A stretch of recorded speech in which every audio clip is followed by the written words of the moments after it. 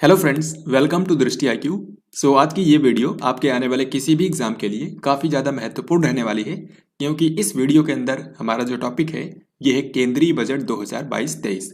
तो हाल ही में साल 2022-23 के लिए देश का केंद्रीय बजट पेश कर दिया गया है। और जैसा कि आप जानते हैं कि जो बजट होता है इसमें ये बताया जाता है कि आगे आने वाले 1 सालों में सरकार कहाँ कहाँ पर और कितना पैसा खर्च करेगी। तो हम लोग इस वीडियो के अंदर हर एक क्वेश्चन को कवर करेंगे जो कि केंद्रीय बजट 2022-23 से आपकी परीक्षा के अंदर पूछा जा सकता है। यहाँ पर हम लोग ये भी देखेंगे कि किस किस मंत्रालय को कितना कितना बजट आवंटित किया गया है, साथ ही केंद्र सरकार ने कौन कौन सी नई योजनाएं शुरू करी हैं जिन पर अक्सर आपकी परीक्षाओं के अंदर क्वेश्चंस पूछे जाते हैं। तो ये वीडियो काफी महत्वपूर्ण रहने वाली है आपकी परीक्षा के लिए, चाहे आप किसी भी गवर्नमेंट एग्जाम की तैयारी कर रहे हो। और अगर आप इस वीडियो को पूरा ध्यान से देख लेते हैं तो केंद्रीय बजट 2022-23 से आने वाले किसी भी क्वेश्चन का आंसर करने में आप सक्षम होंगे। तो चलिए शुरू करते हैं। यहाँ पर आपके सामने आज का सबसे पहला क्वेश्चन है, केंद्रीय बजट 2022-23 को संसद में किसके द्वारा पेश किया गया। तो बिल्कुल आसान क्वेश्चन है। जो बजट होता है देश का वो भारत के वित्त मंत्री के द्वारा पेश किया जाता है, और अभी के समय भारत की वित्त मंत्री हैं निर्मला सीतारमन। तो हाल ही में निर्मला सीतारमन ने 1 फरवरी के दिन संसद में देश का केंद्रीय बजट पेश किया है। और ये जो बजट है ये वित्त वर्ष 2022-23 के लिए है, जो कि 1 अप्रैल 2022 को शुरू होगा। तो इस क्वेश्चन का आंसर हो गया ऑप्शन नंबर सी। इसी तरीके से हर एक क्वेश्चन का आंसर आपको पहले खुद से सोचना है, फिर मैं आपको राइट आंसर बताऊंगा। इस तरीके से आप इन क्वेश्चंस को लंबे समय तक याद रख पाएंगे। अगला सवाल यहाँ पर है, वित्त मंत्री निर्मला सीतारमन ने लगातार कौन सी बार देश का केंद्रीय बजट पेश किया है। तो अभी के समय भारत की जो वित्त मंत्री निर्मला सीतारमन है, इन्होंने इस बार लगातार चौथी बार अपना बजट पेश किया है। इन्होंने सबसे पहली बार बजट पेश किया था साल 2019 में, और तब से ये लगातार देश का केंद्रीय बजट पेश कर रही हैं। यहाँ पर आप ये भी देख सकते हैं कि बजट के दौरान जो भाषण दिया जाता है केंद्रीय वित्त मंत्री के द्वारा, उसमें जो भारत की निर्मला सीतारमन है, इन्होंने अब तक जो 4 बजट भाषण दिए हैं उनमें से इस बार का जो बजट भाषण था ये इनका सबसे छोटा था, जो कि 1 घंटे 30 मिनट में ही समाप्त हो गया। वहीं इन्होंने अब तक का जो अपना सबसे लंबा बजट भाषण दिया था ये था साल 2020 का, जिसमें इन्होंने 2 घंटे 40 मिनट तक बजट भाषण दिया था। तो ये चीजें भी आपको ध्यान रखनी है। वित्त वर्ष 2022-23 के लिए संसद में केंद्रीय बजट कब पेश किया गया। तो केंद्रीय बजट जो होता है ये हर साल फरवरी महीने के पहले दिन पेश किया जाता है, यानी कि 1 फरवरी 2022 को हाल ही में पेश किया गया। इस क्वेश्चन का आंसर होगा ऑप्शन सी।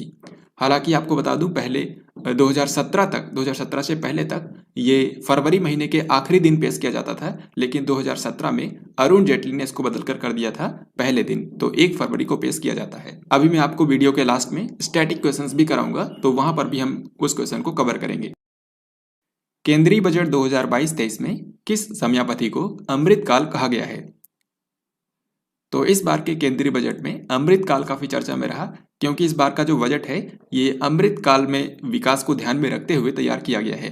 तो अमृतकाल जो है ये होगा टोटल 25 साल का टाइम पीरियड। ये 2022 से लेकर के 2047 तक को बोला गया है, क्योंकि 2022 में भारत अपनी आज़ादी की 75वीं वर्षगांठ मनाएगा, जिसको नाम दिया गया था इंडिया एट 75। और इसी तरीके से 2047 में जब भारत अपनी आज़ादी की 100वीं वर्षगांठ मनाएगा तो उस विजन को नाम दिया गया है इंडिया एट 100। तो इन दोनों टाइम पीरियड के बीच में जो 25 साल का गैप है इसी को बोला गया है अमृतकाल। तो ये क्वेश्चन काफी महत्वपूर्ण है, इसको आपको जरूर याद रखना है। इसके बाद अगला सवाल है, केंद्रीय बजट 2022-23 में कितनी प्राथमिकताओं में विकास पर जोर दिया गया है। तो इस बार का जो केंद्रीय बजट है ये अमृतकाल को ध्यान में रखते हुए टोटल 4 प्राथमिकताओं में विकास पर जोर दिया गया है। इस क्वेश्चन का आंसर होगा ऑप्शन सी। यहाँ पर आप देख सकते हैं जो 4 प्राथमिकता वाले क्षेत्र हैं जिनमें विकास करना है, उनमें नंबर 1 है पीएम गति शक्ति, दूसरा है समावेशी विकास, तीसरा है उत्पादकता बढ़ाना एवं निवेश, उभरते अवसर, ऊर्जा के स्वरूप में बदलाव और जलवायु कार्रवाई, फिर चौथा है निवेश का वित्त पोषण करना। तो इस बार का जो बजट है वो इन्हीं 4 प्राथमिकताओं में विकास पर जोर देते हुए बनाया गया है। अब यहाँ पर हम लोग वित्त वर्ष 2022-23 में सरकार ने जो भी अनाउंसमेंट की है उससे रिलेटेड क्वेश्चंस को देखने वाले हैं। तो यहाँ पर देखिए पहला क्वेश्चन है, वित्त वर्ष 2022-23 में राष्ट्रीय राजमार्ग नेटवर्क में कितने किलोमीटर का विस्तार किया जाएगा। यानी कि भारत का जो नेशनल हाईवेज नेटवर्क है इसमें कितने किलोमीटर की बढ़ोतरी की जाएगी। सही आंसर हो जाएगा ऑप्शन नंबर डी, यानी कि 25,000 किलोमीटर। तो भारत के नेशनल हाईवेज के नेटवर्क में 25,000 किलोमीटर नए राजमार्ग को जोड़ा जाएगा। यहाँ पर मैं आपको बता दूं कि भारत के अंदर जो नेशनल हाईवेज बनाने का काम करता है उस संस्था का नाम है national highways authority of India. कुछ समय पहले इसके जो अध्यक्ष बनी है उनका नाम है अलका उपाध्याय, जो कि एक महिला है, तो इनका नाम भी याद रखिएगा। तो वित्त वर्ष 2022-23 में भारत के अंदर टोटल 25,000 किलोमीटर नेशनल हाईवे बनाया जाएगा। 2022-23 में देश के कितने स्थानों पर मल्टी मॉडल लॉजिस्टिक्स पार्क बनाने के लिए कॉन्ट्रैक्ट दिए जाएंगे? तो भारत में सामानों की आवाजाही को बेहतर बनाने के लिए भारत में 4 स्थानों पर मल्टी मॉडल लॉजिस्टिक्स पार्क बनाए जाएंगे। तो यहाँ पर आंसर हो जाएगा ऑप्शन नंबर सी, यानी कि 4 स्थानों पर। हालांकि ये किन जगहों पर बनेंगे अभी इनकी अनाउंसमेंट नहीं की गई है, लेकिन इसी वित्त वर्ष में 4 जगहों पर मल्टी मॉडल लॉजिस्टिक्स पार्क को बनाने के लिए कॉन्ट्रैक्ट दिए जाएंगे। यानी कि ये जो चारों पार्क बनेंगे ये पीपीपी मॉडल पर बनाए जाएंगे, पब्लिक प्राइवेट पार्टनरशिप। फिर अगला सवाल आपके सामने है, बजट 2022-23 के अनुसार अगले 3 साल के दौरान नई पीढ़ी की कितनी वंदे भारत ट्रेनें चलाई जाएंगी? तो पीएम गति शक्ति जो राष्ट्रीय मास्टर प्लान बनाया गया है भारत में इंफ्रास्ट्रक्चर को बेहतर बनाने के लिए, उसी के अंतर्गत यहाँ पर अगले 3 सालों के अंदर भारत में 400 नई वंदे भारत ट्रेनों को चलाया जाएगा। सो इस क्वेश्चन का आंसर होगा ऑप्शन डी। और जो वंदे भारत ट्रेनें हैं ये अत्याधुनिक सुविधाओं से लैस होंगी। जो वंदे भारत एक्सप्रेस ट्रेन है इसी को पहले ट्रेन 18 के नाम से जाना जाता था, लेकिन बाद में इसका नाम बदलकर कर दिया गया था वंदे भारत एक्सप्रेस। और इसके जो कोच हैं इनको बनाया जाता है इंटीग्रल कोच फैक्ट्री चेन्नई में। और अभी तक पूरे भारत के अंदर सिर्फ 2 ही वंदे भारत एक्सप्रेस ट्रेनों को चलाया गया है। यहाँ पर आप देख सकते हैं भारत में सबसे पहली जो वंदे भारत एक्सप्रेस ट्रेन थी ये वाराणसी और नई दिल्ली के बीच में चलाई गई थी। इसी तरीके से दूसरी वंदे भारत एक्सप्रेस ट्रेन जो है ये नई दिल्ली से लेकर के जम्मू कश्मीर में कटरा के बीच में चलाई गई थी। तो अभी के समय ये सिर्फ 2 ही वंदे भारत एक्सप्रेस ट्रेनें हैं, लेकिन अगले 3 सालों के अंदर इसी तरीके से 400 नई ट्रेनें चलाने की अनाउंसमेंट की है भारत सरकार ने। तो काफ़ी महत्वपूर्ण क्वेश्चन है, इसके बारे में ध्यान रखना है। रेलवे के बारे में कुछ और इम्पोर्टेंट बातें कही गई हैं इस बार के बजट में, जैसे कि एक स्टेशन एक उत्पाद अवधारणा को लोकप्रिय बनाया जाएगा। यानी कि हर एक स्टेशन को एक उत्पाद से जोड़ा जाएगा ताकि वहाँ के जो स्थानीय व्यवसाय हैं उनको मदद मिल सके। फिर अगला सवाल देखते हैं, अगले 3 साल के दौरान मल्टी मॉडल लॉजिस्टिक्स के लिए कितने पीएम गति शक्ति कार्गो टर्मिनल विकसित किए जाएंगे? तो भारत के अंदर सामानों की आवाजाही तेज गति से हो सके, इसी के लिए भारत के अंदर जो हमारे बंदरगाह हैं उनके ऊपर टोटल 100 कार्गो टर्मिनल विकसित किए जाएंगे। सो इस क्वेश्चन का आंसर होगा ऑप्शन नंबर बी। जो कार्गो टर्मिनल होते हैं ये बंदरगाहों पर इनको बनाया जाता है और यहीं पर जो सामानों की लोडिंग और अनलोडिंग होती है। तो पीएम गति शक्ति जो राष्ट्रीय मास्टर प्लान बनाया गया है उसी के अंतर्गत 100 कार्गो टर्मिनल विकसित किए जाएंगे। वित्त वर्ष 2022-23 में 60 किलोमीटर लंबी कितनी रोपवे परियोजनाओं के लिए संविदाएं प्रदान की जाएंगी? यानी कि आपको बताना है कि जो वित्त वर्ष आने वाला है इसमें भारत के अंदर कितने रोपवे प्रोजेक्ट्स के लिए कॉन्ट्रैक्ट दिए जाएंगे। तो देखिए, जिस तरीके से भारत के अंदर सड़कों के निर्माण के लिए भारत माला परियोजना चलाई गई थी, उसी तरीके से भारत में जल मार्गों को विकसित करने के लिए सागर माला परियोजना चलाई गई थी। अब उसी तरीके से पर्वतों के ऊपर रोपवे परियोजनाएं बनाने के लिए पर्वतमाला नाम की परियोजना शुरू की गई है और इस परियोजना के जरिए अभी के लिए 8 जो रोपवे प्रोजेक्ट्स हैं इनको मंजूरी दी गई है। सो इस क्वेश्चन का आंसर होगा ऑप्शन नंबर डी। तो इन्हीं 8 रोपवे परियोजनाओं के लिए जिनकी टोटल लंबाई है 60 किलोमीटर, इसके लिए इसी वित्त वर्ष में कॉन्ट्रैक्ट दिए जाएंगे। केन बेतवा रिवर लिंकिंग परियोजना के क्रियान्वयन के लिए 2022-23 में कितनी धनराशि आवंटित की गई है? तो केन और बेतवा नाम की 2 नदियां हैं जो कि मध्य प्रदेश से निकलती हैं और ये आगे चलकर उत्तर प्रदेश में यमुना नदी से मिल जाती हैं। यानी कि केन और बेतवा दोनों ही नदियां जो हैं ये यमुना नदी की सहायक नदियां हैं। तो भारत सरकार इन दोनों नदियों को जोड़ने के लिए एक परियोजना चला रही है जिसका नाम है केन बेतवा रिवर लिंकिंग परियोजना। और 2022-23 के वित्त वर्ष के लिए इस पर टोटल 1400 करोड़ रुपए खर्च किए जाएंगे। वैसे तो इस परियोजना की टोटल लागत है 44,605 करोड़ रुपए, लेकिन जो आने वाला वित्त वर्ष है इसके लिए यहाँ पर 1400 करोड़ रुपए आवंटित किए गए हैं। यहाँ पर आप देख सकते हैं, जैसा कि मैंने आपको बताया, इस परियोजना की टोटल लागत है 44,605 करोड़ रुपए और इस परियोजना के जरिए केन और बेतवा नदी जो है इन दोनों को आपस में जोड़ा जाएगा, क्योंकि केन नदी में जो है ये अतिरिक्त पानी है और इसी अतिरिक्त पानी को यहाँ से केन नदी से निकाल करके बेतवा नदी में पहुंचाया जाएगा और इसके लिए 230 किलोमीटर लंबी एक नहर बनाई जाएगी। तो केन बेतवा रिवर लिंकिंग परियोजना काफी महत्वपूर्ण है, इसके बारे में आपकी परीक्षा में क्वेश्चन पूछा जा सकता है। फिर इसके बाद अगला सवाल है, निम्न में से किस वर्ष को बाजरा का अंतर्राष्ट्रीय वर्ष घोषित किया गया है? तो बाजरा यानी कि millet, international year of millet, ये डिक्लेयर किया गया है साल 2023 को। सो इस क्वेश्चन का आंसर होगा ऑप्शन नंबर बी। तो जो आने वाला साल होगा उसको बाजरा का अंतर्राष्ट्रीय वर्ष के रूप में घोषित किया गया है। इसके अलावा भी कृषि क्षेत्र के लिए कई सारी अनाउंसमेंट हुई है इस बार के बजट में, जैसे कि गेहूं और धान की खरीद के लिए किसानों से एमएसपी पर 2.37 लाख करोड़ रुपए से यहाँ पर गेहूं और धान की खरीद की जाएगी। साथ ही इस बार के बजट में अनाउंस किया गया है कि भारत के अंदर रसायन मुक्त प्राकृतिक खेती को बढ़ावा दिया जाएगा। तो यहाँ पर नेचुरल फार्मिंग को बढ़ावा दिया जाएगा, जिसमें किसी भी तरह का रसायन खेतों में नहीं डाला जाता है। और इसके पहले चरण के अंतर्गत गंगा नदी के दोनों तरफ 5 किलोमीटर चौड़े कॉरिडोर में जो वहाँ के किसान हैं उनकी भूमि पर ध्यान दिया जाएगा। तो शुरुआती चरण में यहाँ पर गंगा नदी के किनारे दोनों तरफ 5 किलोमीटर के दायरे में जो भी किसान के खेत आते हैं उन पर यहाँ पर फोकस किया जाएगा, वहीं पर रसायन मुक्त प्राकृतिक खेती को बढ़ावा दिया जाएगा। इन सब के अलावा कृषि क्षेत्र में एक और अनाउंसमेंट ये हुई है कि फसल आकलन, भूमि रिकॉर्डों के डिजिटलीकरण, यानी कि जो किसानों के भूमि के रिकॉर्ड्स हैं उनको डिजिटल बनाने और कीटनाशकों और पोषक तत्वों के छिड़काव के लिए किसान ड्रोन का उपयोग किया जाएगा। यहाँ पर किसान ड्रोन के उपयोग को बढ़ावा दिया जाएगा, ये भी आपको ध्यान रखना है। फिर अगला सवाल आपके सामने है, उद्यम, ई श्रम, एनसीएस और असीम पोर्टल का संबंध किससे है? किसानों से, एमएसएमई क्षेत्र से, महिलाओं से या फिर वरिष्ठ नागरिक से? तो ये जो सारे पोर्टल हैं ये भारत के सूक्ष्म, लघु और मध्यम उद्यमों के लिए लॉन्च किए गए थे, यानी कि micro, small and medium enterprises. तो इस क्वेश्चन का आंसर होगा ऑप्शन नंबर बी। तो अभी हाल ही में अनाउंस ये किया गया है कि इन सारे पोर्टल्स को आपस में इंटरलिंक कर दिया जाएगा ताकि एमएसएमईज को और बेहतर तरीके से मदद प्रोवाइड की जा सके।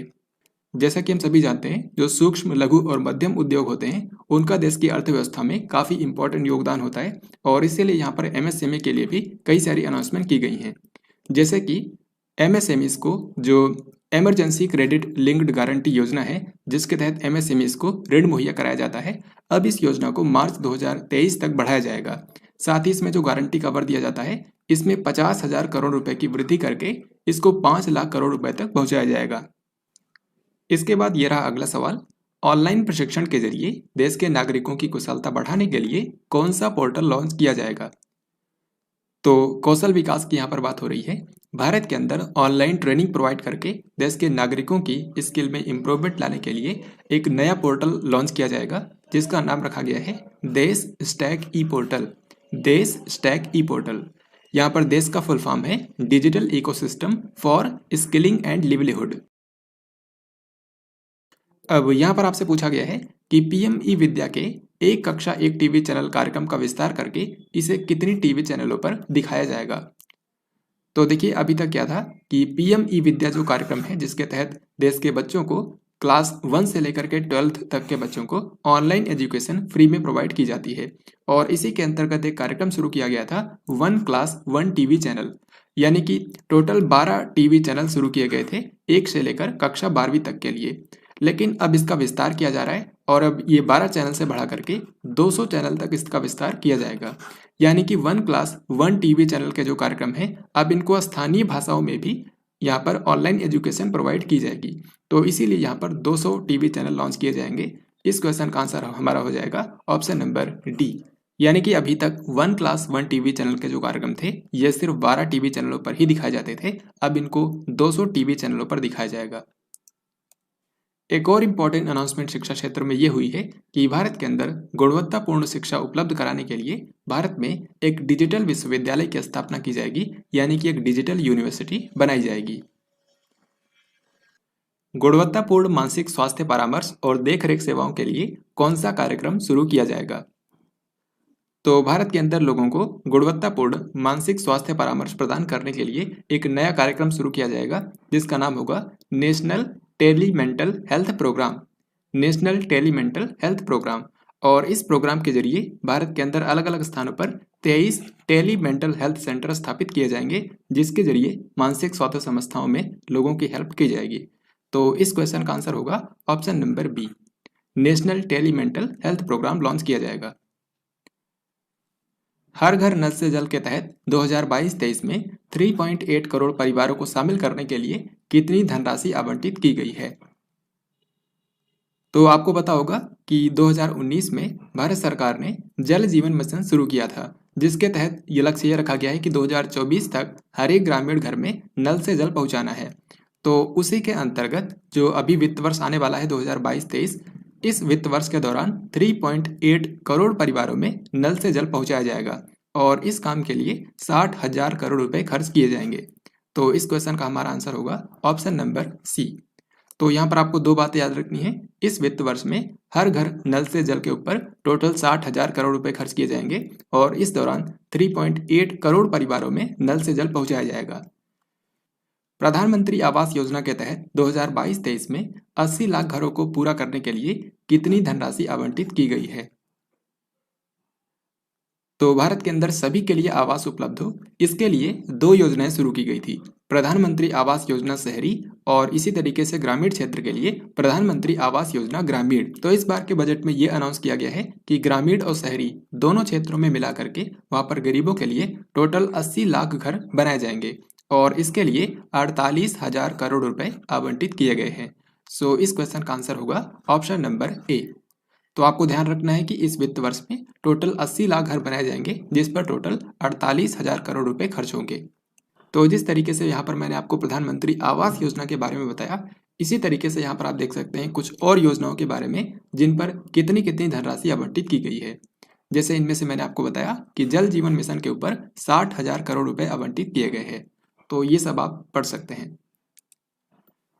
पूर्वोत्तर क्षेत्र में बुनियादी ढांचे और सामाजिक विकास परियोजनाओं के वित्त पोषण के लिए कौन सी नई योजना चलाई जाएगी? तो आप जानते हैं कि भारत के पूर्वोत्तर क्षेत्र में टोटल 8 राज्य हैं। तो यहाँ पर इंफ्रास्ट्रक्चर प्रोजेक्ट्स और जो सोशल डेवलपमेंट प्रोजेक्ट्स हैं उनको फंड करने के लिए, यानी कि उनको वित्त पोषित करने के लिए एक नई योजना चलाई जाएगी और इस योजना का नाम होगा PM डिवाइन, जिसका मतलब है prime ministers development initiative for north east region, जिसका हिंदी में मतलब होगा पूर्वोत्तर क्षेत्र के विकास के लिए प्रधानमंत्री की विकास पहल। तो PM डिवाइन योजना शुरू की गई है भारत के पूर्वोत्तर क्षेत्र के लिए और इसमें जो शुरुआती बजट आवंटित किया गया है ये है 1500 करोड़ रुपए। तो 1500 करोड़ रुपए के शुरुआती बजट से इस PM डिवाइन योजना को शुरू किया जाएगा। उत्तरी सीमा पर सीमावर्ती गांवों के विकास के लिए कौन सा कार्यक्रम शुरू किया जाएगा? तो भारत की उत्तरी सीमा पर, यानी कि जैसे उत्तर प्रदेश, हिमाचल प्रदेश, उत्तराखंड, अरुणाचल प्रदेश, ये सब जो राज्य हैं, यहाँ पर बॉर्डर के पास में जो गांव बसते हैं जहाँ पर कनेक्टिविटी और इंफ्रास्ट्रक्चर काफ़ी लिमिटेड है, वहाँ पर उनके विकास के लिए, उन गांवों के विकास के लिए एक नया कार्यक्रम शुरू किया गया है जिसका नाम है वाइब्रेंट विलेजेस प्रोग्राम, यानी कि जीवंत ग्राम कार्यक्रम। तो इस क्वेश्चन का आंसर होगा ऑप्शन नंबर ए। तो भारत की उत्तरी सीमा पर जो सीमावर्ती गांव हैं उनके विकास के लिए वाइब्रेंट विलेजेस प्रोग्राम शुरू किया गया है, ये आपको ध्यान रखना है। अनुसूचित वाणिज्यिक बैंकों के द्वारा देश के कितने जिलों में डिजिटल बैंकिंग इकाइयां स्थापित की जाएंगी? तो देश के कोने कोने में डिजिटल बैंकिंग पहुंचाने के लिए भारत की जो शेड्यूल्ड कमर्शियल बैंक्स हैं उनके द्वारा 75 जिलों के अंदर 75 डिजिटल बैंकिंग इकाइयां स्थापित की जाएंगी। सो इस क्वेश्चन का आंसर होगा ऑप्शन नंबर सी, यानी कि टोटल 75 जिलों में। जैसा कि आप जानते हैं कि इस बार यानी कि 2022 में भारत की आज़ादी की 75वीं वर्षगांठ मनाई जाएगी। तो इसी के उपलक्ष्य में ये 75 जिलों के अंदर 75 डिजिटल बैंकिंग इकाइयां स्थापित करने की अनाउंसमेंट की गई है और इनको भारत की जो शेड्यूल्ड कमर्शियल बैंक्स हैं उनके द्वारा स्थापित किया जाएगा। वर्ष 2022 में कितने प्रतिशत डाकघरों में कोर बैंकिंग सिस्टम चालू हो जाएगा? तो इस बार के बजट में अनाउंस किया गया है कि वर्ष 2022 में ही भारत के अंदर जितने भी पोस्ट ऑफिस हैं, 1.5 लाख पोस्ट ऑफिस, उन सभी में कोर बैंकिंग सिस्टम को लागू कर दिया जाएगा ताकि सभी तक बैंकिंग की पहुंच सुनिश्चित हो सके। तो इस क्वेश्चन का हमारा आंसर होगा ऑप्शन नंबर डी, यानी कि 100% डाकघरों में इसी साल के अंत तक कोर बैंकिंग सिस्टम लागू कर दिया जाएगा। इसके अलावा इस बार के बजट में यह भी अनाउंस किया गया है कि वित्त वर्ष 2022-23 में ही एम्बेडेड चिप का उपयोग करते हुए ई पासपोर्ट जारी किए जाएंगे। यानी कि जो पासपोर्ट जारी होंगे उनके ऊपर एक चिप लगी होगी जिसमें उस व्यक्ति के बारे में सारी जानकारी उपलब्ध होगी। तो इस तरीके से ई पासपोर्ट भी इस वित्त वर्ष के दौरान जारी किए जाएंगे। इसके अलावा वित्त वर्ष 2022-23 में ही 5G स्पेक्ट्रम के लिए भी नीलामी प्रक्रिया शुरू की जाएगी। वित्त वर्ष 2022-23 में घरेलू रक्षा उद्योग के लिए पूंजीगत खरीदारी बजट का कितने % निर्धारित किया गया है? सही आंसर होगा ऑप्शन नंबर डी, यानी कि 68%, जो कि पिछले साल तक था 58%, लेकिन इस बार 10% बढ़ाकर कर दिया गया है 68%। इसका मतलब यह है कि वित्त वर्ष 2022-23 में भारत के अंदर जो भी रक्षा उपकरण खरीदे जाएंगे उनमें से 68% की खरीदारी भारत के घरेलू कंपनियों से ही की जाएगी। ऐसा भारत के घरेलू रक्षा उद्योग को बढ़ावा देने के लिए किया जा रहा है ताकि रक्षा उपकरणों के लिए भारत को दूसरे कंट्रीज पर निर्भर न होना पड़े। सरकार ने वर्ष 2030 तक कितने गीगावाट सौर विद्युत क्षमता स्थापित करने का लक्ष्य रखा है? तो साल 2030 तक भारत में जितनी भी विद्युत ऊर्जा का उत्पादन होगा उनमें से 280 गीगावाट सोलर एनर्जी से उत्पादन होना चाहिए, ऐसा लक्ष्य रखा गया है भारत सरकार के द्वारा। सो इस क्वेश्चन का आंसर होगा ऑप्शन डी। और ये लक्ष्य हासिल करने के लिए भारत सरकार के द्वारा भारत के अंदर ही सौर पीवी मॉड्यूल्स को बनाने के लिए प्रोत्साहित करने हेतु एक PLI स्कीम शुरू की जाएगी जिस पर टोटल 19,500 करोड़ रुपए खर्च किए जाएंगे। तो भारत के अंदर ही उच्च दक्षता के सौर पीवी मॉड्यूल्स बनाए जाएं, इसके प्रोत्साहन के लिए 19,500 करोड़ रुपए की PLI स्कीम शुरू की जाएगी ताकि 2030 तक जो 280 गीगावाट सौर विद्युत क्षमता हासिल करने का भारत का लक्ष्य है उसको हासिल किया जा सके। भारतीय रिजर्व बैंक के द्वारा किस नाम से भारत की डिजिटल करेंसी की शुरुआत की जाएगी? तो इस बार के बजट में अनाउंस किया गया है कि भारत अपनी खुद की डिजिटल करेंसी लॉन्च करेगा जिसका नाम होगा डिजिटल रूपी, यानी कि डिजिटल रुपया, और इसको भारत की केंद्रीय बैंक RBI के द्वारा लॉन्च किया जाएगा।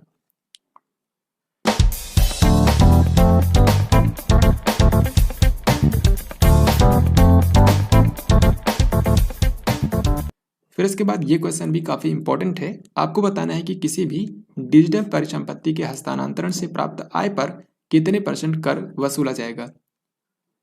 यानी कि अगर कोई भी व्यक्ति किसी डिजिटल संपत्ति में पैसा इन्वेस्ट करता है और उससे जो भी उसको लाभ मिलेगा उसका 30% भारत सरकार कर के रूप में वसूलेगी। सो इस क्वेश्चन का आंसर होगा ऑप्शन नंबर डी। जैसे कि क्रिप्टो करेंसी या फिर NFT में जो लोग इन्वेस्ट करते हैं उससे जो भी उनको इनकम होगी उसका 30% भारत सरकार कर के रूप में वसूलेगी। सहकारी समितियों के लिए वैकल्पिक न्यूनतम कर भुगतान को 18.5% से घटा करके कितने % कर दिया गया है? तो भारत के अंदर जो सहकारी समितियां हैं उनको बढ़ावा देने के लिए उन्हें जो वैकल्पिक न्यूनतम कर देना होता है जो कि 18% होता था, अब इसको कम करके कर दिया गया है 15%। तो पहले था 18.5% और अब इसको घटाकर कर दिया गया है 15%। साथ ही में जो सरचार्ज लगता था उसको 12% से घटा करके 7% कर दिया गया है। ये भी आपको ध्यान रखना है। बजट 2022 करदाताओं को त्रुटियों में सुधार के लिए कितने वर्ष के भीतर अपडेट की हुई आयकर रिटर्न दाखिल करने की अनुमति देता है? इसका मतलब यह है कि अगर कोई व्यक्ति आयकर रिटर्न भरने में कोई गलती कर देता है तो उसको अगले कितने सालों तक सुधारा जा सकता है। तो इस बार के बजट में इसके लिए टोटल 2 सालों की अनुमति दी गई है, यानी कि 2 सालों के अंदर अपडेटेड जो आयकर रिटर्न है उसको व्यक्ति भर सकता है। सही आंसर हो जाएगा ऑप्शन नंबर बी, यानी कि 2 साल। और फ्रेंड्स आपको बता दूं कि इस बार जो आयकर भरना होता है उसमें टैक्स स्लैब में कोई भी बदलाव नहीं किया गया है। जो पिछले बार तक था वही यहाँ पर टैक्स स्लैब को कंटिन्यू किया गया है। अब यहाँ पर GDP से रिलेटेड क्वेश्चन पूछा गया है कि वित्त वर्ष 2021-22 में भारत की आर्थिक विकास दर कितने % रहने का अनुमान है। तो जो वित्त वर्ष 31 मार्च 2022 को समाप्त होने वाला है इसमें भारत की GDP विकास दर होने वाली है 9.2%। सही आंसर हो जाएगा ऑप्शन बी। अब इसी तरीके से नेक्स्ट जो वित्त वर्ष आने वाला है जिसके लिए केंद्रीय बजट भी पेश किया गया है, आपको बताना है कि इसमें भारत की GDP वृद्धि दर कितने % रहने का अनुमान है। तो आने वाले वित्त वर्ष के लिए भारत की आर्थिक विकास दर का अनुमान लगाया गया है 8 से लेकर के 8.5%। तो 8 से 8.5% के बीच में भारत की GDP ग्रोथ रेट होगी। भारत ने किस वित्त वर्ष तक $5 ट्रिलियन की अर्थव्यवस्था बनने का लक्ष्य रखा है? तो जैसा कि हम सभी जानते हैं कि $5 ट्रिलियन की इकोनॉमी बनने का भारत का लक्ष्य था 2024-25 तक के लिए, लेकिन कोविड-19 महामारी के चलते ये लक्ष्य अचीव नहीं हो पाएगा और इसीलिए अब इस लक्ष्य को 1 साल आगे बढ़ा दिया गया है। तो अब $5 ट्रिलियन की इकोनॉमी बनने का भारत का जो लक्ष्य है ये है वित्त वर्ष 2025-26 तक के लिए। सो इस क्वेश्चन का आंसर होगा ऑप्शन डी। और अगर आपके एग्जाम में यहाँ पर वित्त वर्ष ना दे करके ईयर दिया जाए तो आंसर हो जाएगा 2026। तो ये बिल्कुल आपको ध्यान रखना है। वित्त वर्ष 2021-22 के लिए राजकोषीय घाटा जीडीपी का कितने % अनुमानित किया गया है? राजकोषीय घाटा यानी कि फिस्कल डेफिसिट क्या होता है? तो फिस्कल डेफिसिट ये होता है जब सरकार की इनकम से ज़्यादा एक्सपेंडिचर होता है, यानी कि जब आय से ज़्यादा खर्चा होता है तो राजकोषीय घाटा बढ़ जाता है, और एक्सपेंडिचर और जो इनकम होती है दोनों का जो अंतर होता है वही होता है फिस्कल डेफिसिट। तो इसीलिए सरकार का लक्ष्य होता है कि राजकोषीय घाटा जितना कम से कम हो उतना हो सके, और इसको जीडीपी के परसेंटेज के रूप में कैलकुलेट किया जाता है। तो आपको बताना है कि वित्त वर्ष 2021-22 जो कि 31 मार्च को समाप्त होने वाला है, इसके लिए राजकोषीय घाटा कितने % अनुमानित किया गया है? तो पिछले बार के बजट में भारत सरकार ने लक्ष्य रखा था कि राजकोषीय घाटे को कम करके 6.8% तक लाया जाएगा, लेकिन अब संशोधित अनुमान में ये बताया गया है कि भारत का जो फिस्कल डेफिसिट रहने वाला है ये होगा 6.9%। सो इस क्वेश्चन का आंसर होगा ऑप्शन नंबर डी। तो ये तो रही मौजूदा वित्त वर्ष की बात जो कि 31 मार्च 2022 को समाप्त होने वाला है, लेकिन जो आने वाला वित्त वर्ष है इसमें आपको बताना है कि राजकोषीय घाटे को जीडीपी के कितने % तक लाने का लक्ष्य रखा गया है। तो आने वाले वित्त वर्ष में भारत का लक्ष्य ये है कि भारत का जो फिस्कल डेफिसिट है इसको कम करके 6.4% तक लाया जाए। सो इस क्वेश्चन का आंसर होगा ऑप्शन नंबर ए। तो दोनों बातें आपको याद रखनी है। यहाँ पर वित्त वर्ष 2021-22 के लिए 6.9% और वित्त वर्ष 2022-23 के लिए 6.4%। वित्त वर्ष 2022-23 में कुल व्यय कितना अनुमानित किया गया है? यानी कि सिंपली आपको बताना है कि 2022-23 के अंदर भारत सरकार कुल कितना खर्च करेगी, यानी कि कितने लाख करोड़ रुपए का इस बार का बजट पेश किया गया है। तो इसका सही उत्तर हो जाएगा ऑप्शन डी, यानी कि 39.45 लाख करोड़ रुपए। यहाँ पर आप देख सकते हैं इस बार के बजट का टोटल साइज है 39.45 लाख करोड़ रुपए। केंद्रीय बजट 2022-23 में शिक्षा मंत्रालय के लिए कितने करोड़ रुपए आवंटित किए गए हैं? तो अब यहाँ पर मैं आपको बताऊंगा कि अलग अलग मंत्रालय को कितना बजट आवंटित किया गया है। तो उनमें से सबसे महत्वपूर्ण है शिक्षा मंत्रालय। शिक्षा मंत्रालय को यहाँ पर आवंटित किए गए हैं 1,04,277 करोड़ रुपए। सो इस क्वेश्चन का आंसर होगा ऑप्शन ए, जो कि पिछले बार की तुलना में कुछ ज़्यादा है। इसी तरीके से यहाँ पर आपको बताना है कि केंद्रीय बजट 2022-23 में रक्षा मंत्रालय के लिए कितने करोड़ रुपए आवंटित किए गए हैं। तो भारत के रक्षा मंत्रालय के लिए टोटल 5,25,166 करोड़ रुपए आवंटित किए गए हैं। सो इस क्वेश्चन का आंसर होगा ऑप्शन डी। यहाँ पर आप भारत के कुछ इंपॉर्टेंट मंत्रालयों के लिए कितनी धनराशि आवंटित की गई है ये देख सकते हैं।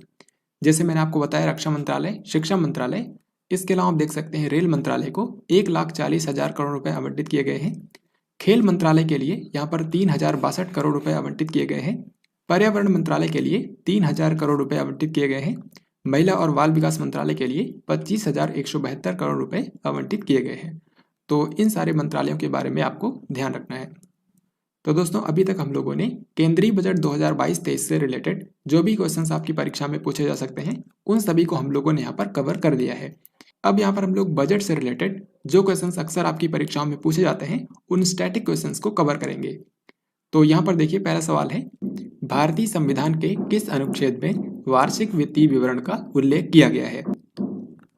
तो भारत का जो संविधान है उसमें बजट शब्द का उल्लेख कहीं पर भी नहीं किया गया है, बल्कि बजट की जगह जो शब्द इस्तेमाल हुआ है ये है वार्षिक वित्तीय विवरण, यानी कि एनुअल फाइनेंशियल स्टेटमेंट, और इसका उल्लेख किया गया है भारतीय संविधान के अनुच्छेद 112 में। सो इस क्वेश्चन का आंसर होगा ऑप्शन नंबर डी। निम्न में से किसने सर्वाधिक बार देश का बजट पेश किया है? तो अब तक सर्वाधिक बार भारत का बजट पेश करने का रिकॉर्ड है मोरारजी देसाई के नाम पर, जिन्होंने अब तक सबसे ज़्यादा 10 बार भारत का बजट पेश किया है। तो इस प्रश्न का सही उत्तर होगा ऑप्शन ए यानी कि मोरारजी देसाई। स्वतंत्र भारत का पहला बजट किसने पेश किया था? तो देश की आज़ादी के बाद जो पहला बजट पेश किया गया था, इसे पेश किया था भारत के पहले वित्त मंत्री आर के शनमुखम चेट्टी ने।